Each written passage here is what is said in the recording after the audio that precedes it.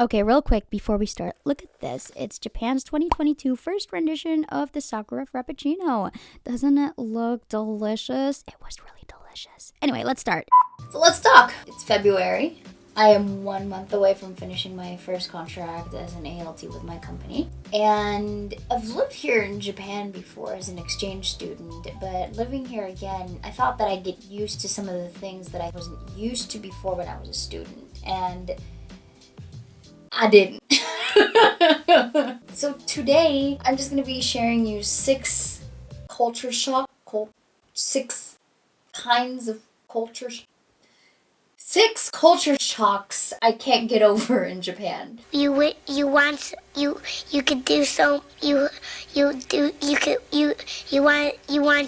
to do you so much you could do anything.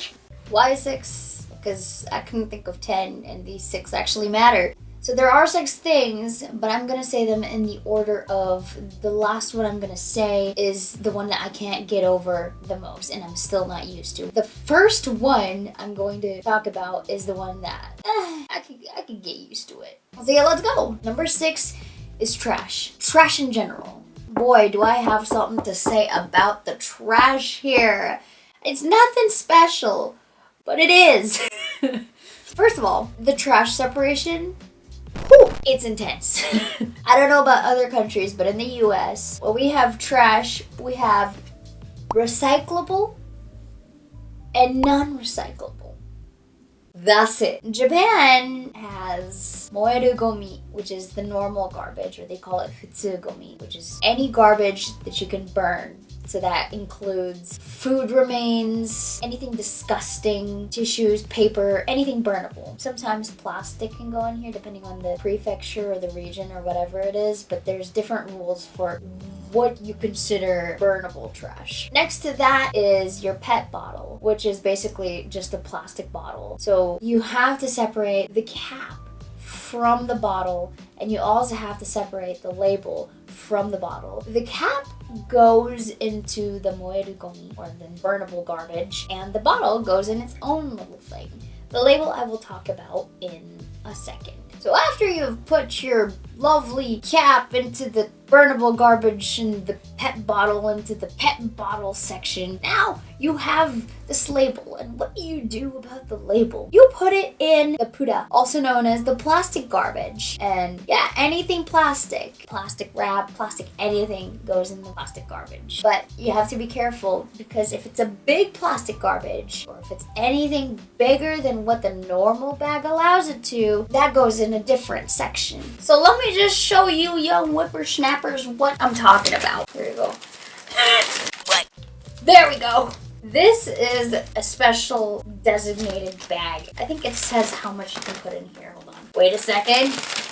Wait. Oh, yeah. It even says the price. It's a 420 yen bag that you buy at the convenience store, and these are used for sodai gomi, which is enlarged garbage. And if it is larger than this bag, then you're gonna have to throw it away a different way. Bruh. Japan. And since we're talking about trash bags, I almost got injured.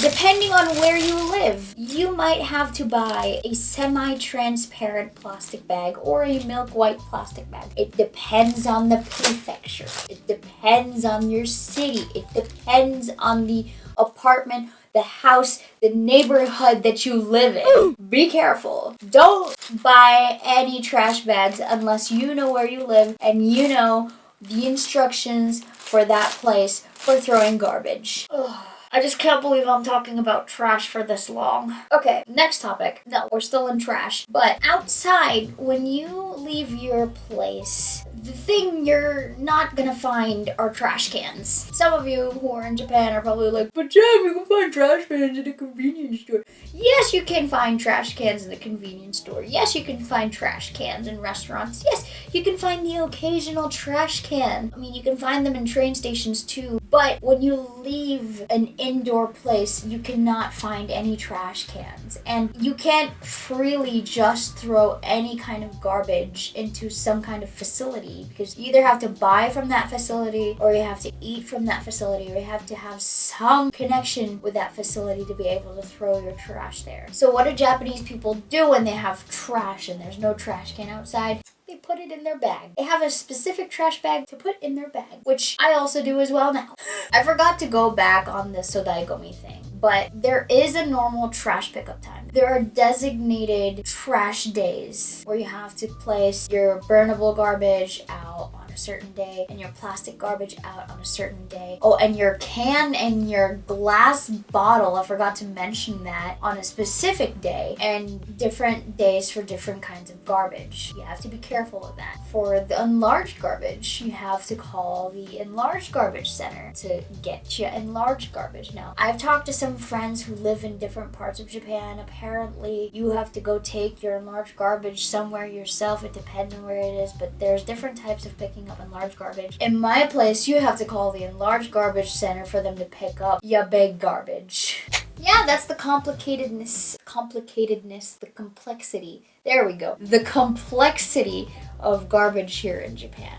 I'm slowly getting used to it. It's not that hard once you get used to it, but it's still something that makes me go, that's a thing. Yeah. Number 5 is the shelf life of produce. I love the fact that almost every single thing in the produce section is very fresh. Actually, everything is fresh. The fish is fresh, the meat is fresh. When it's not fresh, it goes discounted. But I realize over the years, whenever I buy vegetables or fruits, and I don't mind them for a bit. In the US, if you leave a box of spinach for like a week and a half, it's still gonna be there. It's not gonna rot. I mean, it's not as fresh as when you buy it in the grocery store, but it's still edible. Over here in Japan, you leave a bag of spinach for a week and a half and you can't eat that junk no more. You can't. It's gross and disgusting and terrible. I think the longest time I've been with a vegetable. The longest time I was able to keep something in my fridge was whenever I buy mushrooms. And those mushrooms can go 2 weeks or so. Leave a normal vegetable for like a week and it's gone. And so like you're probably wondering, so what does that have to do with anything? Why is that so bad? Isn't it good to have fresh vegetables? Yes, it's good. Except the thing here is, now for if there's any Japanese person watching this video, which I highly doubt, maybe. Please correct me if I'm wrong. Usually, the routine is to go to the grocery store every night to get your food to cook it. Now, if the grocery store is a little bit far from you, then that's going to be a problem if you don't have a car or if you don't have a bike. In my case, I don't have a bike nor a car. So the nearest supermarket to me, it's about a 15-minute walk. Oh, yes, you're trying to be lazy. Yeah, well, yeah, okay. Yes and no, but man, it's quite difficult to carry bags of groceries. So the closest supermarket to me is about 20 minutes on foot. And 20 minutes there and back is like 40 minutes, plus I have to carry the stuff. So I try to minimize my time by getting as much of what I need as possible to cut down on the time I go to the grocery store. So I can't just keep on going back and forth because of work, because of other things. So you may be wondering, well, isn't that a good thing that it's fresh? Well, yeah, but if you spend 40 minutes going back and forth to the grocery, plus that time you spend in the grocery to get your food, that's a lot. And if you do that every night after work and then still cook dinner, it's terrible. It's absolutely horrendous. I'm not doing it.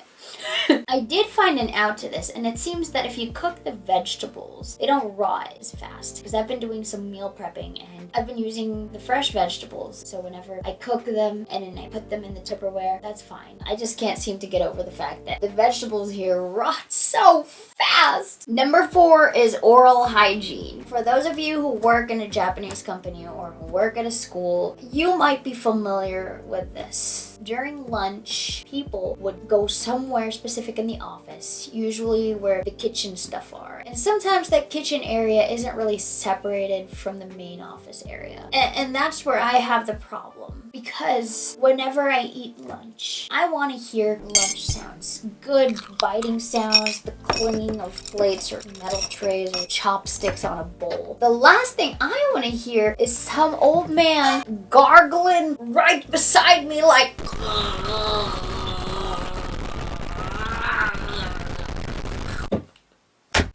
like that, with their Listerine or water or whatever. This makes me cringe. I mean, okay, I like that you are taking care of your oral hygiene, and it's great that you're brushing your teeth, and it's great that you are washing your mouth with mouthwash or gargling. But oh my god, please don't do it when I'm eating. It's gross. I can't. I just can't. I can't hear those gargling noises, but I have no choice but to hear those gargling noises. Number 3 is actually about restaurants, and this is splitting the bill. A lot of the times in Japanese restaurants, it's kind of hard to split the bill, because if you go with a group of people, you have one slip where everybody does. The way Japanese people do it is one person pays, and usually everybody pays their share, or everybody splits it like legitimately in half. No matter how much you eat, they split it in however many pieces that's equal. That is usually a hit or miss over here. I've been noticing more restaurants compared to last time I was here split the bill. However, you still find more restaurants that don't split the bill. They prefer that you take one bill to the register and pay it all there, and you and your group can figure out who owes what. I don't like this because of the confusion, and what makes it worse is that it's cash. So imagine that you're at an izakaya, which is like a pub or a bar or a restaurant bar or whatever, and you see the menu, and a lot of the times you see dishes that are in smaller sizes, but usually like shareables. They're usually shareables, and for us, we can eat it ourselves, but usually that's shared among the group, and which is why they share the bill. Us, we just eat it. But yes, splitting the bill is hard. Recently, it has been much easier because of things like PayPay, but it's still quite a task. So that's number 3. Number 2 is kyushoku. I think I want to make a video about kyushoku specifically. What is kyushoku? For those of you who don't know, that's Japanese school lunch. Yeah, what makes it shocking to me isn't some of the exotic dishes, although that can be a huge culture shock for some people, because some people can't eat liver, some people can't eat fish, especially the really fishy fish.